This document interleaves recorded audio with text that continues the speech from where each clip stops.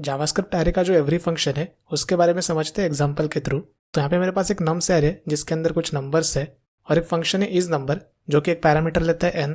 तो n अगर number रहा तो ये is number function true return करता है, अदरवाइज फॉल्स रिटर्न करता है। फिर इसके बाद यहाँ पे हम लोग ने नम्स एरे के ऊपर एवरी फंक्शन कॉल किया है और उसको ये इज नंबर फंक्शन पास किया है और वो जो भी रिटर्न करता है उसको हैज ऑल नम्स वेरिएबल के अंदर स्टोर किया है। तो अगर हम लोग हैज ऑल नम्स की वैल्यू देखें तो यहाँ पे हम लोग को वो ट्रू देखने को मिलेगा। तो ये वर्क कैसे करता है वो देखते हैं। तो ये रहा हम लोग का नम्स एरे और ये रहा इज नंबर फंक्शन। तो एवरी फंक्शन क्या करेगा, तो जो हम लोग का एरे है नम्स उसके वैल्यूज को 1 बाय 1 इज नंबर फंक्शन को पैरामीटर्स के थ्रू पास करेगा।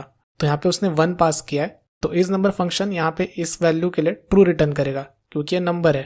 तो जब तक यहाँ पे इज नंबर फंक्शन हम लोग को फॉल्स रिटर्न नहीं करता वो ये 1 बाय 1 सारे वैल्यूज को पास करता चला जाएगा।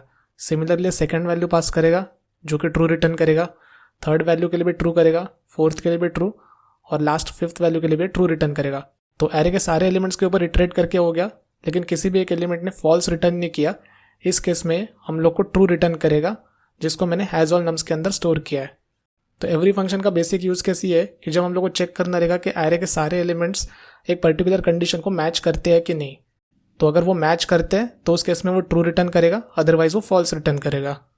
अब ये सेकंड एग्जांपल है जहां पे मैंने इंडेक्स 1 पे एक कैरेक्टर ऐड किया है। तो इस केस में क्या करेगा, फर्स्ट वैल्यू को पास करेगा जो कि वो ट्रू रिटर्न करेगा। अब सेकंड वैल्यू को पास करने के बाद जो कि एक कैरेक्टर है उस केस में इज नंबर फंक्शन हम लोग को फॉल्स रिटर्न करेगा। तो जैसे ये फंक्शन फॉल्स रिटर्न करता है एवरी फंक्शन वहां पे लूप को ब्रेक कर देता है और आगे कोई वैल्यूज चेक करने की जरूरत नहीं है। तो ये यहीं से ही हम लोग को फॉल्स रिटर्न कर देगा। अब इसको लिखने के दो तरीके हैं। जो फर्स्ट तरीका हम लोग ने अब तक देखा, सेकंड तरीका ये कि जो फंक्शन है हम लोग डायरेक्ट इनलाइन वहीं पे लिख सकते हैं एनोनिमस फंक्शन। एरे के बाकी हायर ऑर्डर फंक्शंस की तरह यहाँ पे भी हम लोग को कॉलबैक फंक्शन के अंदर 3 पैरामीटर्स देखने को मिलते हैं। फर्स्ट है करंट इटरेशन वैल्यू जो अब तक हम लोग ने देखा, सेकंड है करंट इटरेशन इंडेक्स और लास्ट वन है ओरिजिनल एरे जिसके ऊपर ये एवरी फंक्शन कॉल किया गया था। इस एग्जाम्पल में वो नम्स रहेगा। तो यही था बेसिकली एरे का एवरी फंक्शन। तो ये इसके रिलेटेड क्वेश्चन है, इसका आउटपुट आप गेस करके कमेंट में मेंशन कर सकते हो।